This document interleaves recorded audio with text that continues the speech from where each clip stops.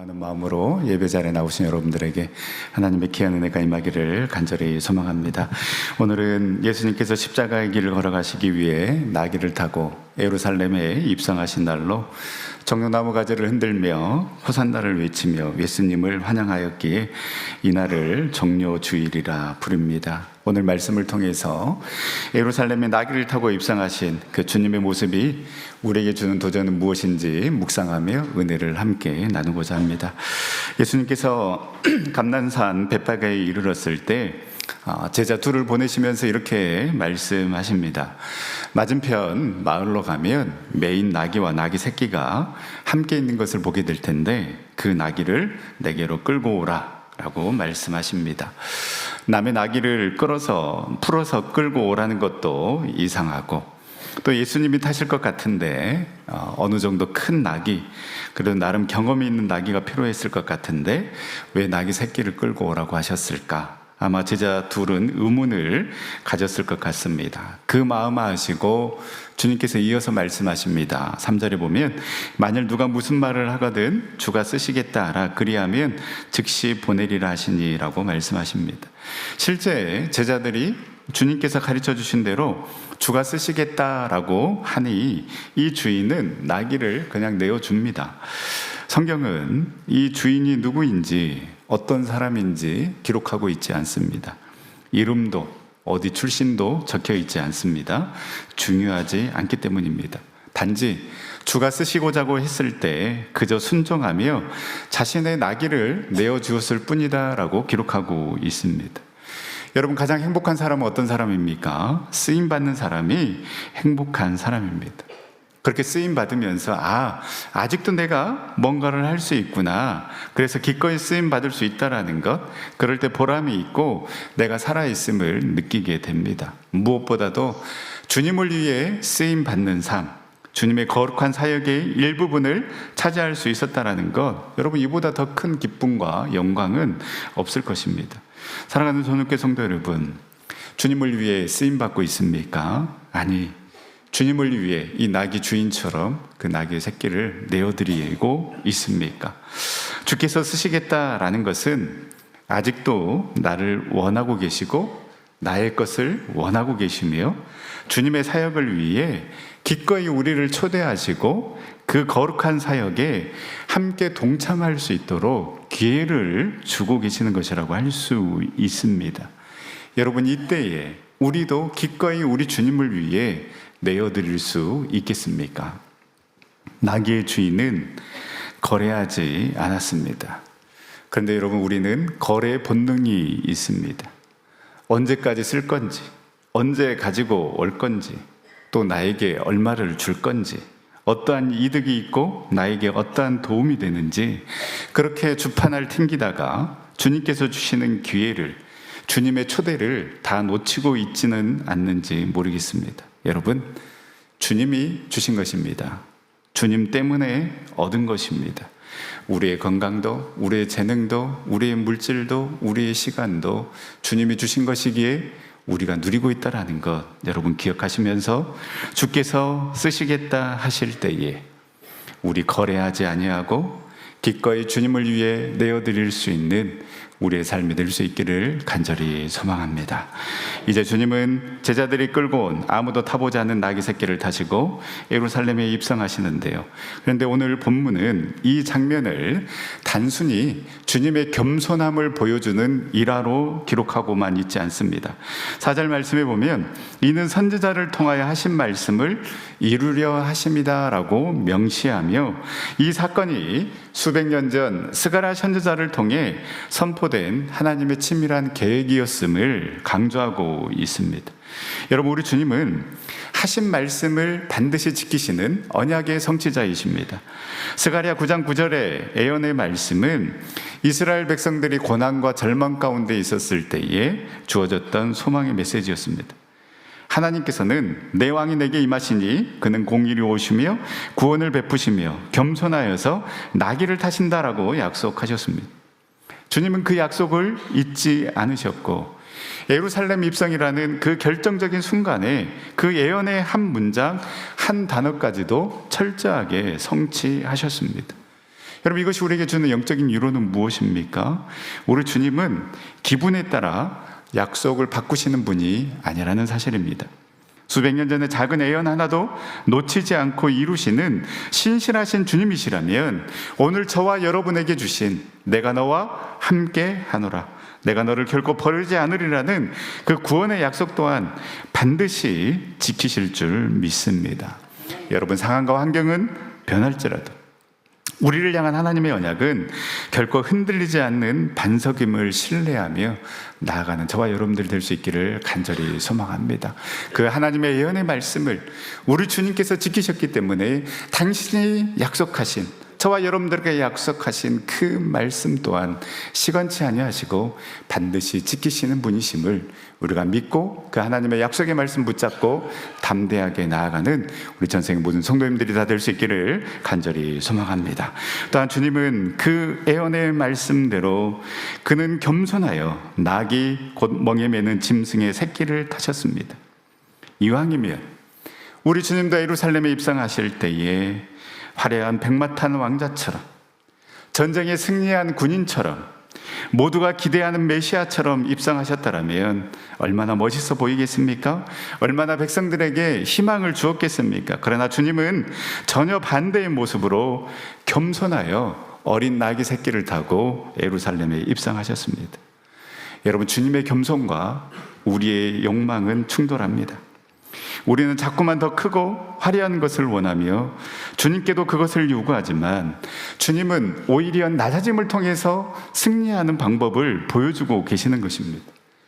세상은 끊임없이 더 높이 올라가라고, 더 힘을 가져야 한다라고 말하지만 우리 주님은 오히려 낮아지고 낮아져서 그 섬김의 모습이 우리가 걸어가야만 하는 길임을 우리에게 보여주고 있는 것입니다. 사랑하는 전성교회 성도 여러분, 우리도 우리 주님처럼 겸손의 나귀를 탈 수 있기를 간절히 소망합니다. 여러분, 한번 생각해 보십시오. 그 어린 나귀 새끼를 타고 입성하는 그 예수님의 모습이 얼마나 볼품없겠습니까? 백마탄 왕자처럼, 그 승리한 장구처럼 그렇게 입성하신 것이 아니라 그 힘없는 어린 나귀 새끼를 타고 뚜벅뚜벅 걸어가는 그 예수님의 모습 상상해 가십니까? 우리는 이렇게 생각합니다. 너무 느린데, 너무 힘든데, 너무 답답한데, 너무 쪽팔린데, 너무 창피한데, 이러면 빨리 갈 수 없는데. 여러분, 이러한 우리의 시선 때문에, 우리의 욕심 때문에 우리는 어린 나귀 새끼가 아닌 화려한 백마를 타고 빨리 달리고 빨리 저 높은 곳으로 올라가고 싶어 합니다. 그러다 보니 우리는 우리 주님과 더 멀어지게 되고 주님이 원하는 길이 아닌 다른 길로 걸어가게 되는 것입니다. 이제는 내 삶의 등에 실었던 그 세상의 무거운 짐과 헛된 욕심들을 다 내려놓고 오직 겸손의 왕이신 그 예수님 한 분만을 온전히 모시기를 원합니다. 우리가 세상의 백마가 아닌 주님의 그 나귀에 기꺼이 올라탈 때에 비로소 주님이 약속하신 그 참된 평화와 승리, 또 주님의 방법대로 이끄시는 그 놀라운 은혜를 우리는 경험하게 될 것입니다. 특별히 고난주간 화려한 세상의 소리에는 귀를 닫고 묵묵히 십자가로 향하시는 그 주님의 모습을 끝까지 따르는 우리 전생의 모든 성도님들이 다 될 수 있기를 간절히 소망합니다. 이렇게 나귀 새끼를 타고 예루살렘에 입성하니 예수님을 열렬히 환영합니다. 말씀드린 것처럼 왜 저분이 백마를 타지 않고, 또 왜 저분이 어른 나귀를 타지 않고 저렇게 새끼 나귀를 타고 입성할까? 그 새끼 나귀를 타고 입성하신 그 예수님을 바라보았다라면 이들은 이렇게까지 자신의 욕망을 드러내지 않았을 것입니다. 그러나 자기가 보고 싶은 것만 보는 것이죠. 자신의 욕망만 가감없이 드러내고 싶은 것이겠죠. 겉옷을 벗어서 나귀에 얹기도 하고 길에 깔기도 합니다. 또 들에서 벤 나뭇가지를 길에 패기도 하고 종려나무 가지를 흔들면서 외칩니다. 호산나 다윗의 자손이여 찬송하리로다. 주의 이름으로 오시는 이여 가장 높은 곳에서 호산나를 외치며 예수님을 환영합니다. 이들이 이렇게 예수님을 환영하는 모습은 전쟁에서 승리하고 돌아온 개선장군을 한호하는 모습과 흡사 비슷합니다. 적군을 물리치고 전쟁에서 승리한 장군과 군대들이 들어올 때 백성들은 종려나무 가지를 흔들면서 기쁨과 환호로 승리한 왕이나 장군을 맞이했는데요. 지금 이들의 모습이 딱 그러한 모습입니다. 그만큼 예수님을 기대하고 있었음을 알 수 있습니다.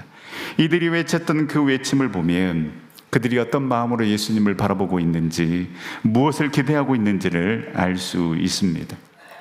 호산나는 우리를 구원하소서라는 뜻입니다. 주의 이름으로 오시는 이는 메시아를 말합니다. 또 다윗의 자손이여라고 외친 것은 이제 그 다윗 왕국의 전성기가 다시 시작될 것임을 기대하는 외침으로 드디어 우리가 기다리던 그 메시아가 왔음을 확신했을 것입니다. 그러나 우리 주님은 새끼 나귀를 타고 예루살렘에 입성하셨습니다. 승리를 기대하고 독립을 바라는 그 왕의 모습과는 전혀 거리가 먼 모습이지만, 그러나 무리들의 눈에는 그 모습이 보이지 않았습니다. 그들에게 보이는 것은 마치 개선 장군처럼 입장하고 있는 예수님만 보이는 것입니다. 누구를 어떻게 바라보느냐에 따라서 우리의 반응과 행동이 결정이 됩니다. 우리도 우리의 욕망과 욕심을 가지고 주님을 바라보며 이 무리들처럼 호산나 호산나 외치고 있지는 않습니까? 예수님을 내가 잘 믿고 잘 안다라고 자부했지만 정작 마지막 선택은 늘 나의 욕심이었고 나의 본능에 따라 움직였으며, 우리의 외침과 간구는 주님이 원하시는 뜻을 구하는 것이 아니라 여전히 나의 만족과 나의 유익을 위한 간구만을 하고 있지는 않습니까? 세상의 왕이 아니라, 세상이 바라고 원하는 권력자가 아니라 세상 죄를 지고 가는 그 하나님의 어린 양으로, 겸손의 왕으로 오셔서 어린 새끼 나귀를 타고 입성하는 그 예수님으로 바라본다라면 우리의 반응과 행동은 오늘 무리들의 모습과는 달라야 합니다. 날 구원하여 주신 그 주님의 사랑과 은혜에 대한 감사함이 있는가? 그 은혜에 감사하여 이제 나도 주님만을 섬기며 주님만을 사랑하겠노라고 고백하고 있는가?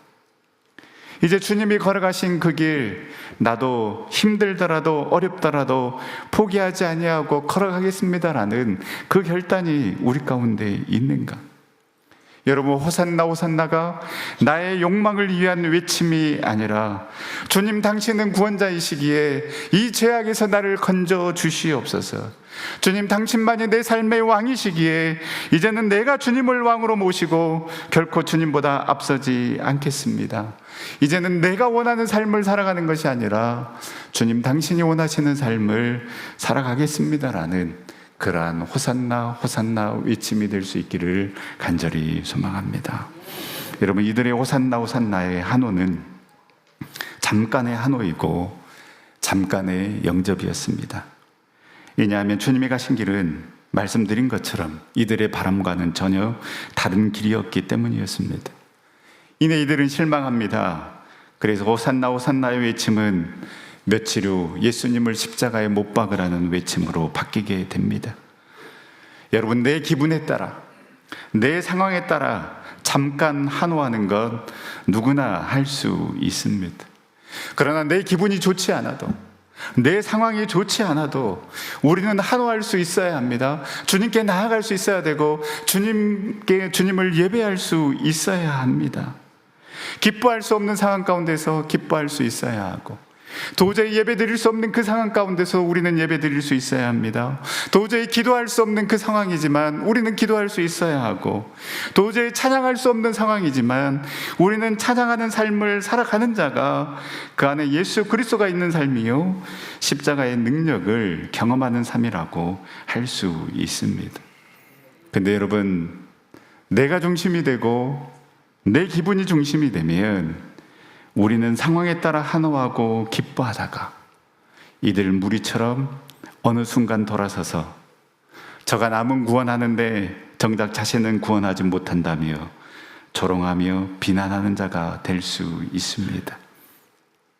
주님을 향한 우리의 열정과 우리의 사랑이 내 감정, 내 기분, 내 상황에 따라서 변하는 것이 아니라 우리를 향한 주님의 사랑이 변함없었듯이 우리 또한 변함없이 흔들림 없이 주님을 사랑하고 주님을 따르는 우리 전생의 모든 성도님들이 다 될 수 있기를 간절히 소망합니다.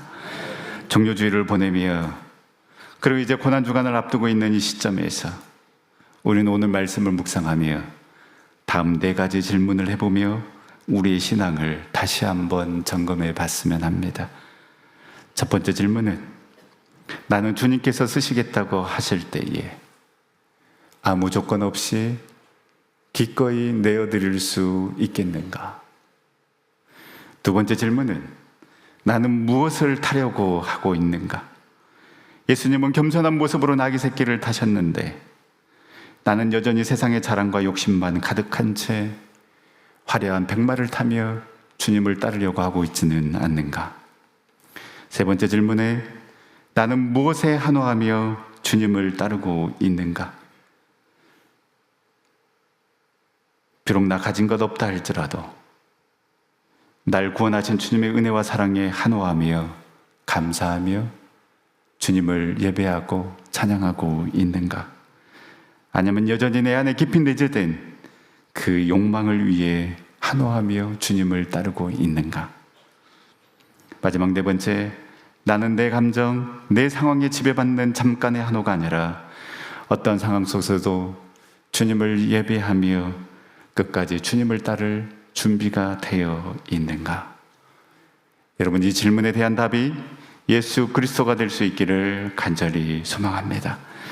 내 삶의 주인이신, 내 삶의 주인이 오직 예수 그리스도이기에 우리 주님께서 나에게 모든 것들을 허락하여 주셨기 때문에 주님이 원하실 때에 이 나귀 주인처럼 기꺼이 내어드리고, 내 삶의 소망이 오직 예수 그리스도이기에 다른 것 태우지 아니하고 오직 주님만을 기뻐하며 주님만을 사랑하며 따르겠습니다라고, 그리고 어떤 상황과 환경 가운데 있다 할지라도 잠깐의 한호와 잠깐의 기쁨이 아닌 그 모든 상황과 환경을 초월하여서 주님을 사랑하겠습니다, 주님을 예배하겠습니다, 주님을 찬양하겠습니다라고 그렇게 결단하며 주님 가신 그 길 우리도 걸어가겠노라고 그 길 끝까지 걸어가는 우리 전생의 모든 성도님들이 다 될 수 있기를 간절히 소망합니다. 기도하겠습니다. 사랑과 은혜의 하나님, 참으로 감사를 드립니다.